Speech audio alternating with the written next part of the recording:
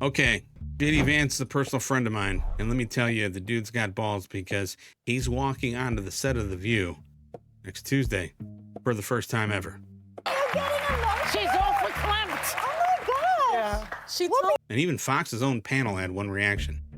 What could possibly go wrong? All right, switching gears to this, Vice President JD Vance will be making his first ever appearance on The View next week.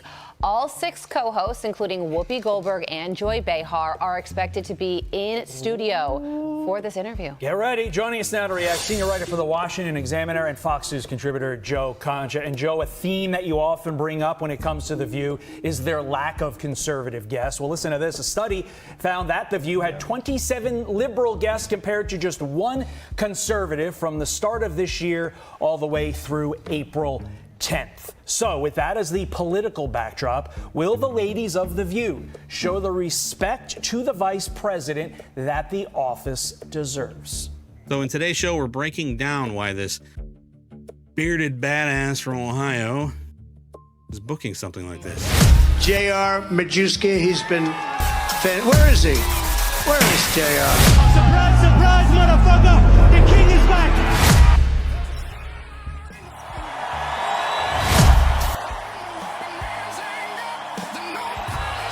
So here's the headline. JD Vance is going to sit down with Whoopi Goldberg, Joy Behar, and the rest of that weird panel live for the first time as the vice president. Okay, what could go wrong? Take a look at this. This will be a game of gotcha, and there are ABC producers right now furiously giving Oppo Research those little cards that Whoopi and obviously Sonny Hostin and Anna Navarro read off. Now, I've sat across the table from people who didn't like me before, and especially for people who didn't like me before they even met me. And I've also sat down, like I said, friends with JD. And let me tell you, there's a way to walk into a room like that and win it. There's a way to walk in and hand them the clip reel that they need to last them a month. JD knows exactly what room this is. Trust me when I tell you that. Now, here's what the media isn't telling you. This isn't really about The View. It's going to be about the FCC. Now, stay with me here because this is the part that matters, okay? ABC has been under pressure on how it handles political balance on their shows. Now, booking the sitting vice president on the record live, it checks the box. For Vance, it's a chance to go straight into a room full of people who spent years criticizing this administration, the president, and his piece is able to be said without a filter or an edit. Now, look, I'm not saying it's going to be comfortable, but I'm saying the vice president of the United States doesn't need anyone's permission to walk into a room and make this showdown, his case. I mean, that's his job. And let me tell you, folks, I have traveled around the great state of Ohio with JD Vance, and I have seen him in action.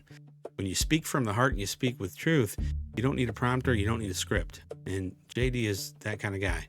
I promise you that.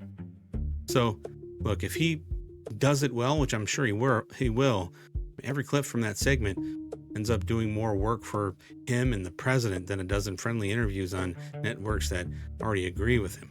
Okay? Now, we're going to find out Tuesday whether that bet pays off. But either way, I'm going to mark my calendar, and I hope you mark yours, because that's probably the only time The View is going to get my viewership. Because, look, the segment is going to be everywhere by Tuesday night. So watch it when it's live and don't get the fluff. Okay?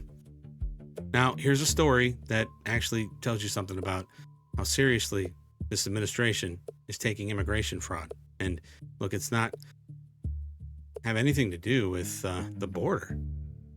Okay, there's a tech CEO named Neeraj Sharma, and he's set to lose his U.S. citizenship over a visa fraud scheme involving 11 fake bank job petitions. Okay, 11. That's not a clerical error. That's 11 separate fraudulent applications, each one representing a job that on paper should have gone to an American worker, or at a minimum to someone who actually qualified for that visa. Now, here's where it gets important.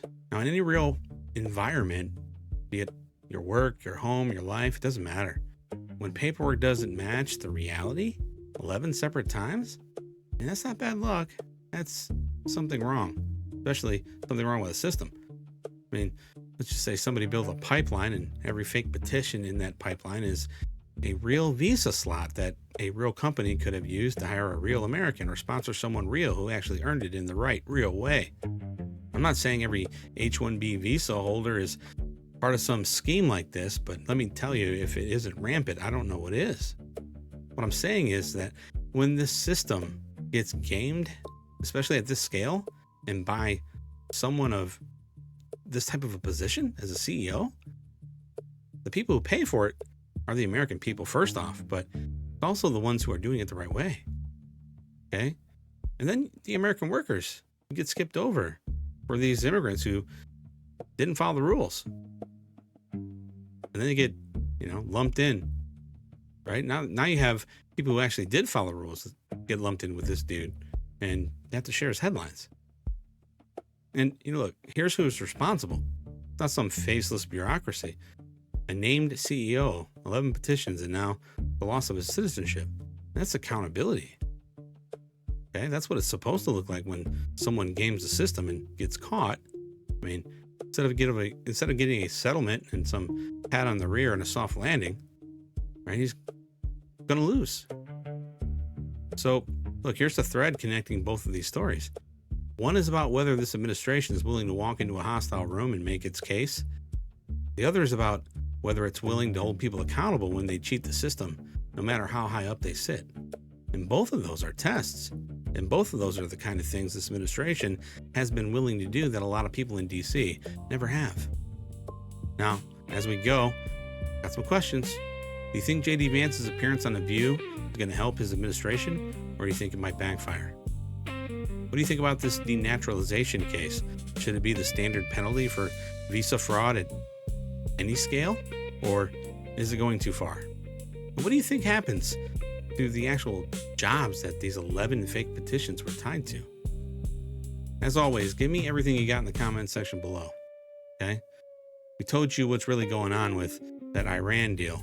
Trump says it's done, and what showed up on the national mall this week. If you missed that, well, all you have to do is click the link, because coming up next.